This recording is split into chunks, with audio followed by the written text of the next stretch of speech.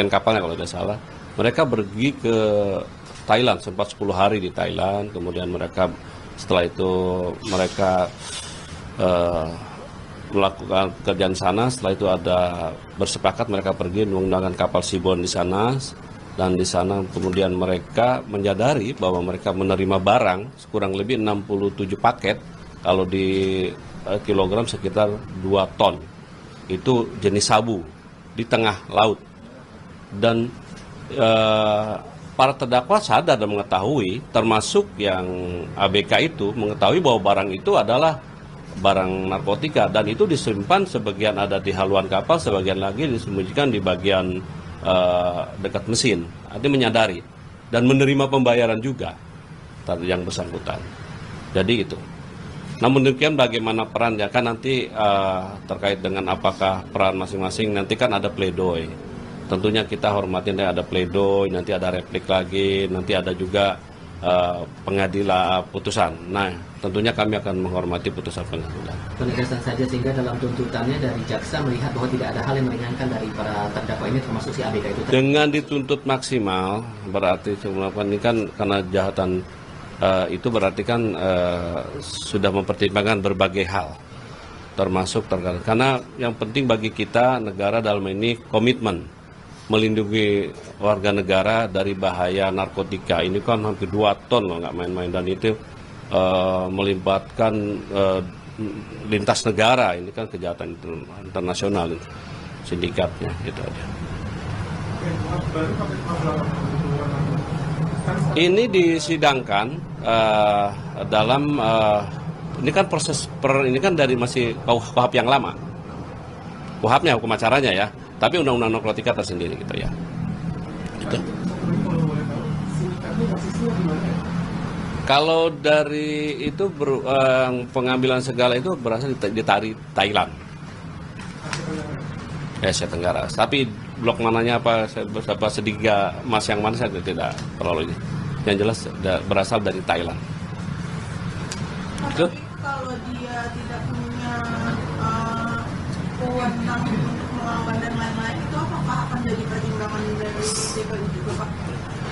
Iya, nanti yang jelas kan nanti ada pledoi dari pihak pembelaan, dari pihak tersangka, silakan saja. Yang penting bagi kami fakta yang terungkap, penuntut umum berdasarkan fakta. Karena dia juga sadar, dia bisa menolak kok sebetulnya. Kan dia orang dewasa juga bisa menolak bahwa itu perbuatan apa, ibaratnya barang itu barang haram dan dilarang kan. Bisa menolak kok. Itu bukan dari masa waktu dia bekerja ya, Pak? Bekerjanya ya dia waktu dia sadar kok bahwa dia mengetahui kok barang itu, dan jenis informasi yang fakta terungkap menurut penuntut umum, fakta terungkap bahwa dia mengetahui bahwa orang itu sabu jenisnya, mengetahui kok dia.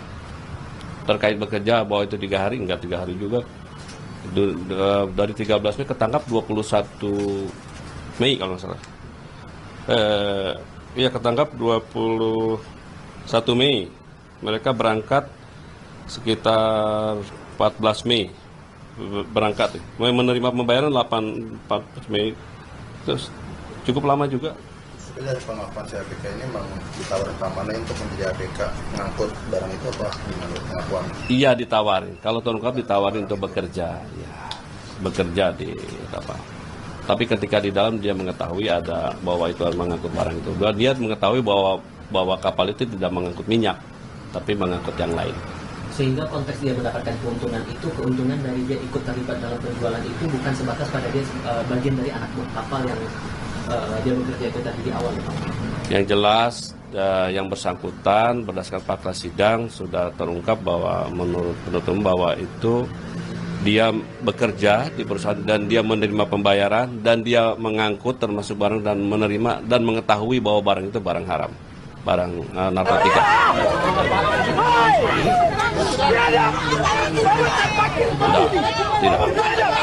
Tidak dilakukan dengan kesadaran. Aksi keji Namun anggota demikian, Kompi 1 nantinya Batalion silakan J-Pelopor kepada Satbrimob kan Polda Maluku baik terdakwa Bribda maupun penasihat Masias hukumnya Sihaya mempunyai hak menganiaya untuk siswa membela MTS Negeri ada Maluku pledoi. Tenggara inisial Nanti tanggal AT 23 hingga Februari meninggal kita dunia dengarkan, menuai dan kecaman nanti juga kita jaksa warganet. masih ada kesempatan Dalam video replik, yang beredar di nanti media juga ada sosial, putusan terlihat remaja dan berusia pertimbangan 14 tahun sepenuhnya itu ada berlumuran pada darah majelis hakim. terkapar di aspal. Yang jelas Peristiwa itu terjadi di Jalan penuntut Malen, umum tak jauh baik dari di proses Universitas penyidikan Uningrat sampai Kota terakhir Tual tetap Provinsi melakukan Maluku. proses hukum Menurut ini sesuai keterangan dengan Nasri Karim berusia 15 prinsip tahun, kehati-hatian KKAT, dan bahwa ia mengedepankan dan adiknya saat itu tengah asas jalan-jalan praduga tak selepas sahur bersalah masing-masing dan juga mengendarai motor. tetap Mereka menjunjung hak asasi melintasi manusia. jalan yang menjadi lokasi balapan liar dan dijaga anggota Brimob. Dua-duanya?